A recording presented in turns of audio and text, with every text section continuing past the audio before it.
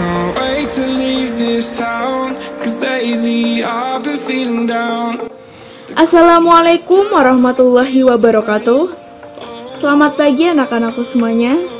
Berjumpa lagi bersama Ibu Aris masih dalam pelajaran geografi kelas 10. Namun sebelum kita masuk pada pembelajaran, akan lebih baiknya Ibu bacakan tujuan pembelajaran terlebih dahulu.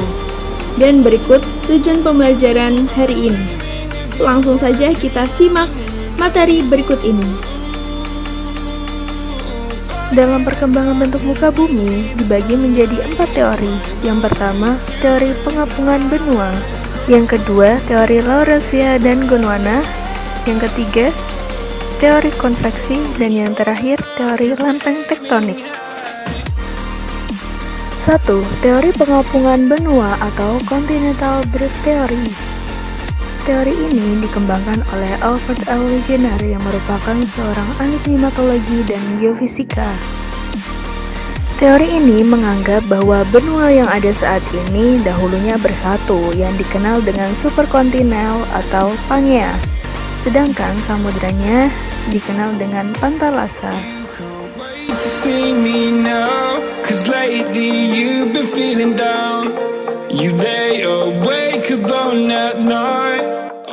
Adapun bukti-bukti tentang adanya superkontinen Pangea didukung oleh fakta sebagai berikut.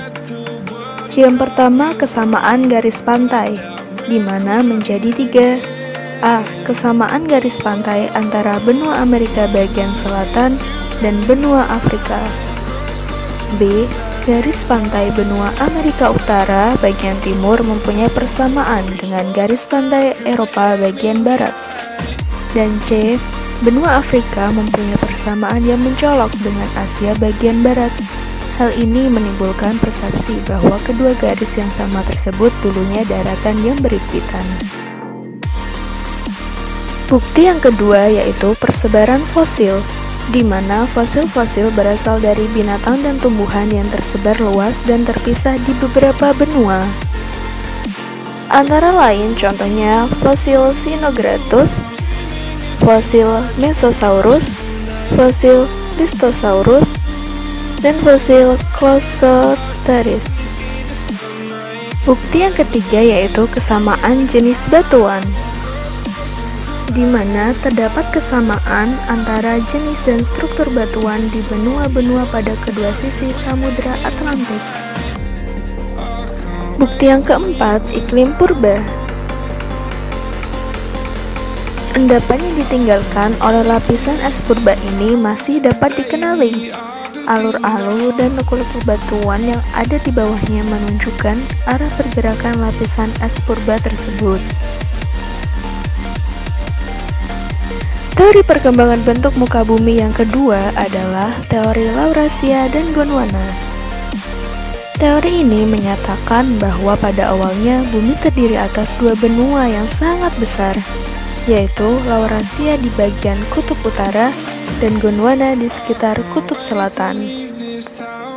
Kedua benua tersebut kemudian bergerak perlahan ke arah ekuator bumi, sehingga pada akhirnya terpecah menjadi benua yang lebih kecil.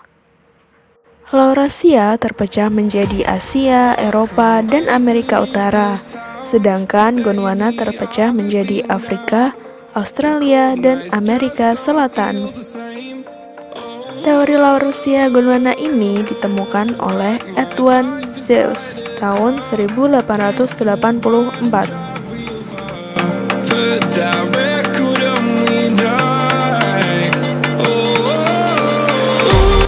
Teori yang ketiga yaitu teori konveksi, di mana menyatakan bahwa di dalam bumi yang sangat panas terjadi arus konveksi ke arah kulit bumi. Saat arus konveksi membawa materi lava sampai ke permukaan bumi, lava tersebut akan membeku, membentuk lapisan kulit yang baru. Lapisan baru tersebut menggeser dan menggantikan kulit bumi yang lebih tua. Adapun beberapa bukti dari teori konveksi adalah sebagai berikut. Yang pertama, terbentuknya pematang tengah samudra atau biasa disebut Mid-Atlantic Ridge dan Pacific Ridge Yang kedua, semakin jauh dari punggung tengah samudra, semakin tua umur batuannya. Kondisi ini menunjukkan bahwa terdapat gerakan yang berasal dari mid-ocean ridge ke arah berlawanan, dan peristiwa ini disebabkan oleh adanya arus konveksi dari lapisan di bawah kulit bumi.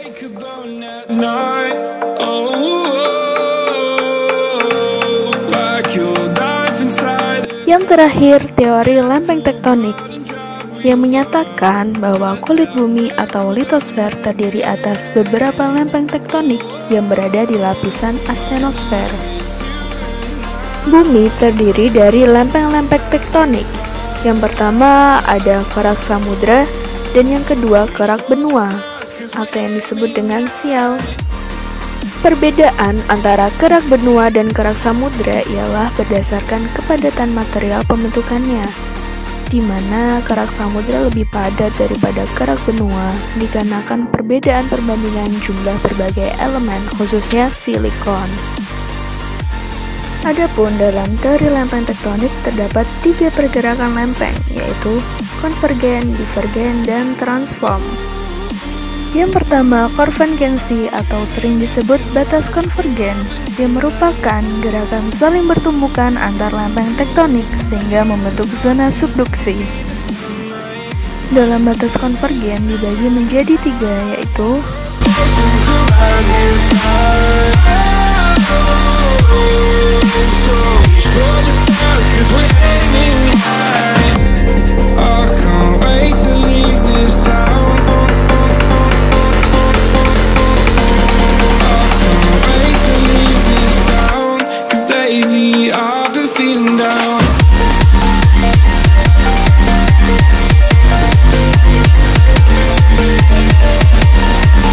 pergerakan lempeng yang kedua, yaitu divergen, yang merupakan sebuah gerakan saling menjauh antar lempeng tektonik. Fenomena yang terjadi karena gerakan divergen yaitu 1. Perenggangan lempeng, 2. Pembentukan tanggul dasar samudera di sepanjang perenggangan, 3. Aktivitas vulkanisme laut, dan yang keempat, aktivitas gempa.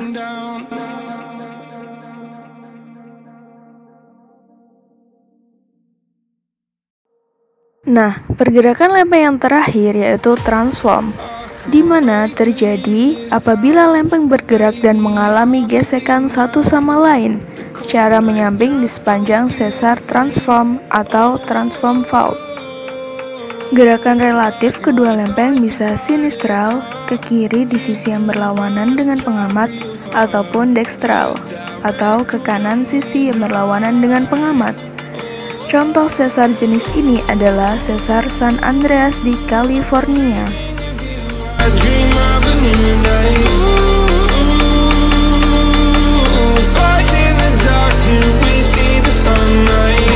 Selanjutnya kita akan masuk pada sebab rotasi dan revolusi bumi. Nah, apa sih yang kalian ketahui tentang rotasi dan revolusi bumi? Oke, langsung saja berikut materinya. Yang pertama, rotasi bumi. Rotasi bumi merupakan perputaran bumi pada porosnya dengan arah perputaran dari arah barat ke arah timur. Akibat dari adanya rotasi bumi ini adalah benda-benda angkasa seolah bergerak dari arah timur ke arah barat. Adapun dampak dari rotasi bumi ini adalah sebagai berikut. 1. Peredaran semu harian benda langit. Pergerakan matahari dan benda-benda langit dari timur ke barat disebut dengan peredaran semu harian benda langit. Disebut gerak semu karena bintang-bintang tersebut sebenarnya tidak bergerak, hanya penampakannya yang mengakibatkan semua bintang tersebut seolah bergerak dari timur ke arah barat. 2. Pergantian siang dan malam.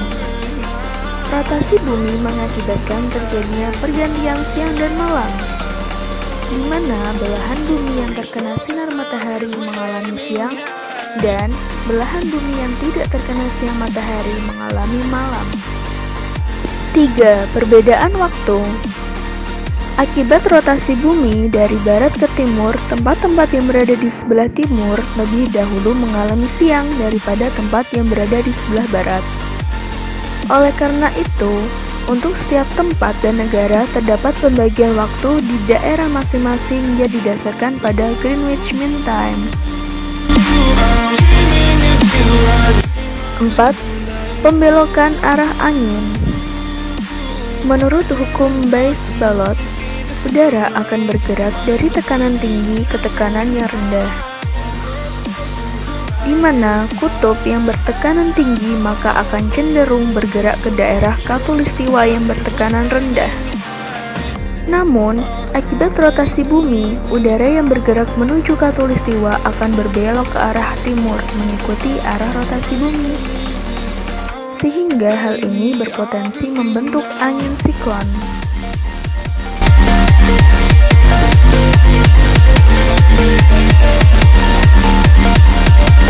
5. Pembelokan arus laut. Arus laut digerakkan oleh angin yang bertiup di permukaan laut.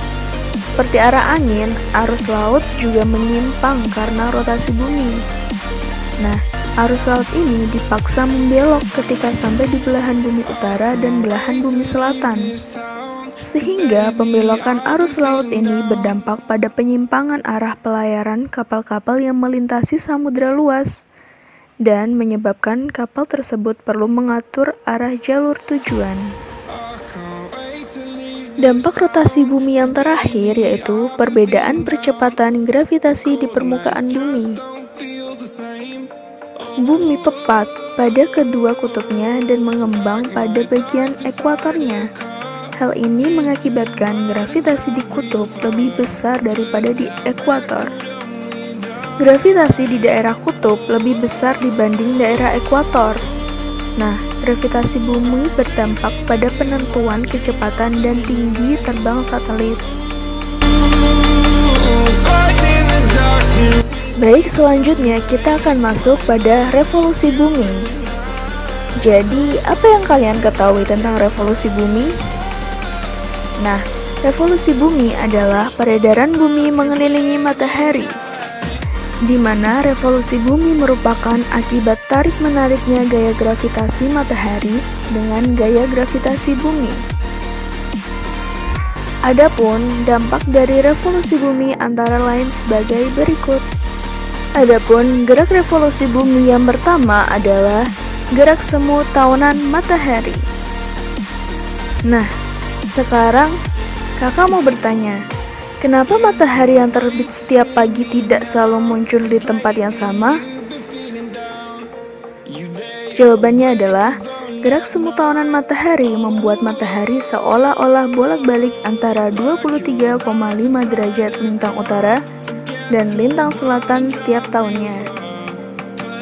Sehingga hal itu yang menyebabkan setiap hari matahari tidak selalu muncul di tempat yang sama. Padahal, sebenarnya matahari tidak mengalami perubahan posisi. Akan tetapi, akibat adanya revolusi bumi, matahari seolah bergerak atau berpindah tempat. Nah, gerak inilah yang disebut dengan gerak semu tahunan matahari. Dampak yang kedua yaitu perubahan namanya siang dan malam. Perubahan siang dan malam ini terjadi akibat adanya revolusi bumi. Adapun penjelasannya sebagai berikut. Wilayah di daerah lintang 0 derajat sampai 23,5 derajat lintang utara atau lintang selatan hanya berganti musim sebanyak 2 kali, yaitu musim penghujan dan kemarau. Salah satu contohnya adalah Indonesia. Sedangkan untuk wilayah di daerah lintang 23,5 derajat lintang utara, lintang selatan sampai 66,5 derajat mengalami pergantian 4 musim, yaitu musim semi, panas, gugur, dan dingin. 4. Perubahan kenampakan rasi bintang. Rasi bintang adalah susunan bintang-bintang yang tampak dari bumi dan membentuk pola-pola tertentu. Bintang-bintang tersebut membentuk sebuah rasi yang berdekatan yang tidak berada pada lokasi yang berdekatan.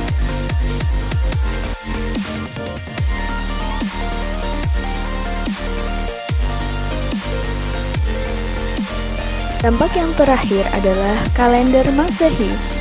Dalam hitungan kalender Masehi berdasarkan pada kaloriferosi bumi, di mana 1 tahun sama dengan 365 1/4 hari.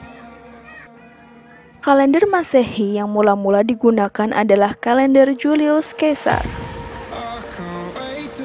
Nah, jadi itu anak-anak materi kita hari ini. Baiklah, jika semuanya sudah mengerti, maka pembelajaran hari ini Ibu cukupkan. Baik, sekian dapat Ibu sampaikan. Mohon maaf apabila ada salah kata. Wassalamualaikum warahmatullahi wabarakatuh.